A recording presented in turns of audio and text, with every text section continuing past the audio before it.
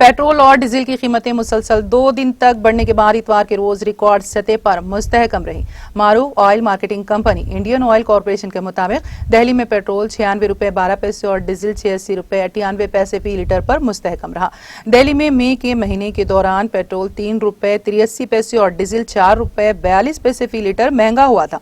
जून में अब तक पेट्रोल की कीमत में 1.89 और डीजल की कीमत में 1.83 रुपए का इजाफा हुआ है।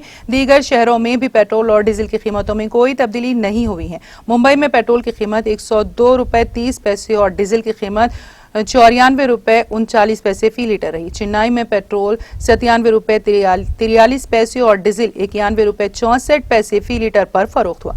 कोलकाता में 1 लीटर पेट्रोल 96 रुपए 6 पैसे और डीजल 89 रुपए 83 पैसे में रहा। पेट्रोल और डीजल की कीमतों का रोजाना जायजा लिया जाता है और इसी बुनियाद पर रोजाना सुबह 6 बजे से नई कीमतें लागू हो जाती हैं।